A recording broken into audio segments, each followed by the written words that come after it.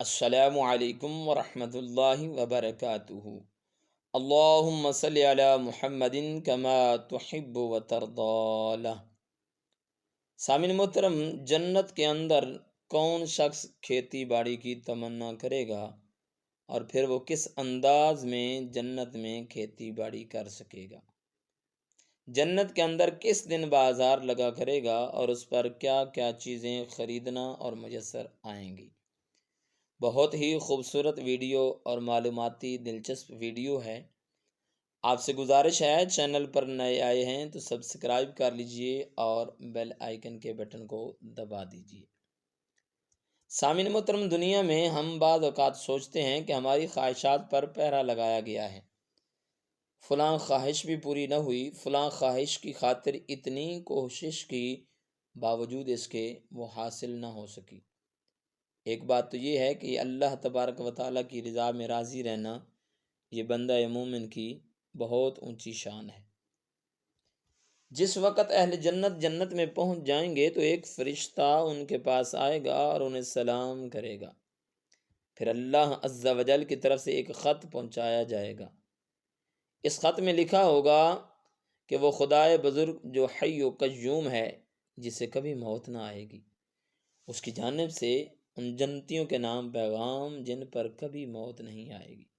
اما بعد، بے شک میں کسی چیز کو کن کہتا ہوں تو وہ ہو جاتی ہے۔ اب تمہیں یہ سب کچھ عطا کر رہا ہوں، اب تمہاری کوئی خواہش ادھوری نہ رہے گی۔ تمہارے دل کے اندر جو تمنا پوری ہوگی وہ پوری کر دی جائے گی۔ جنتی جو چاہیں گے بس کن کہیں گے تو چاہت پوری ہو جائے گی۔ روایات کے مطابق جنتی جب کھانا چاہیں گے تو کھانا مل جائے گا، جب پینا چاہیں گے تو پینے کے لیے پانی اور دودھ، شہد، شربت، یہ ساری چیز حاضر ہو جائیں گی۔ یہاں تک کہ جنتی اڑتے ہوئے پرندے کو دیکھ کر اگر اسے کھانا چاہیں گے تو وہ پرندہ فوراً پک کر ان کے سامنے آ جائے۔ سبحان اللہ۔ اب رہی بات یہ کہ بندہ اگر کھیتی باڑی کرنا چاہے تو وہاں کیا معاملہ ہوگا؟ صحیح بخاری شریف میں حدیث مبارکہ ہے، حضرت سیدنا ابو ہریرہ رضی اللہ تعالی عنہ روایت کرتے ہیں کہ لجپال کریم آقا صلی اللہ علیہ وآلہ وسلم کے پاس ایک دیہاتی بیٹھا تھا۔ آپ یہ بیان فرما رہے تھے کہ اہل جنت میں سے ایک شخص اپنے رب سے کاشتکاری کی اجازت طلب کرے۔ دل میں خیال پیدا ہوگا کہ اگر مجھے اجازت مل جائے تو جنت میں ہی کھیتی باڑی کروں۔ ابھی یہ دل میں سوچ ہی رہا ہوگا کہ فرشتے اپنی مٹھیاں بند کیے اس کے پاس پہنچیں گے، سلام کریں گے۔ یہ فرشتوں کو دیکھ کر کھڑا ہو جائے گا۔ فرشتے کہیں گے تم نے دل میں تمنا کی، لہذا ہم بیج لے کر آ گئے۔ سامعین محترم، جس وقت یہ ان بیجوں کو دیکھے گا تو اس وقت ان بیجوں کو کاشت کرنے کا طریقہ کار کیا ہوگا؟ وہ فوراً بیج زمین میں جنت کی ڈالے جائیں گے، پلک چپکنے میں اگ جائیں گے اور فوراً کاٹنے کے قابل ہو جائیں گے۔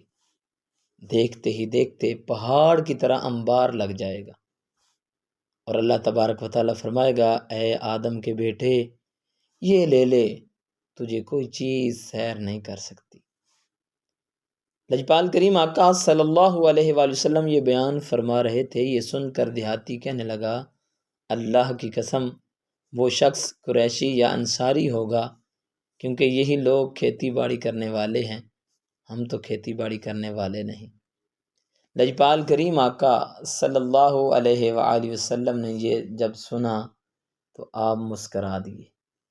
سامعین محترم، یہ ساری چیزیں اسے پلک جھپکنے میں مل جائیں گی۔ مفتی احمد یار خان نعیمی رحمۃ اللہ تعالی علیہ نے اس روایت کے متعلق بیان کیا، فرمایا لوگ جس حال میں جئیں گے اسی حال میں مریں گے، جس حال میں مریں گے اسی حال میں قیامت کے دن اٹھیں گے۔ یہ شخص جو جنت میں کھیتی باڑی کی خواہش کرے گا، یہ اصل میں وہ ہوگا جو زندگی میں کھیتی باڑی کیا کرتا تھا، اسے دنیا میں کھیتی باڑی کا شوق تھا، اسی حال میں اسے موت آ گئی، لہذا جنت میں اسے کھیتی باڑی کا خیال آئے گا۔ اور لجپال کریم آقا صلی اللہ علیہ وآلہ وسلم آپ نے اس کے متعلق ارشاد فرما کے اپنے غلاموں کے دلوں کو مزید تازہ فرما دیا۔ سامعین محترم، اب اگلا سوال یہ پیدا ہوتا ہے کہ کیا جنت کے اندر کوئی بازار بھی ہوگا، کوئی خرید و فروخت کے معاملات بھی ہوں گے؟ تو بڑی توجہ کے ساتھ سنیے گا، لجپال کریم آقا صلی اللہ علیہ وآلہ وسلم نے ارشاد فرمایا کہ بے شک جنتیوں کے لیے جمعہ والے دن بازار لگا کرے گا، اور خوبصورت ہوائیں چلیں گی، اور ان کے چہرے پہلے سے زیادہ خوش ہو جائیں گے، کھل اٹھیں گے، اور وہ ایسے لوگ ہوں گے کہ جن کے چہرے ایسے حسین ہوں گے کہ ان کی ازواج بیویوں کے چہروں میں ان کے چہرے نظر آ رہے ہوں گے، اور پھر وہ ایک دوسرے سے کہیں گے اس جمعے والے دن کہ دیکھو تمہارے چہرے تو پہلے سے بھی زیادہ خوبصورت ہو گئے ہیں۔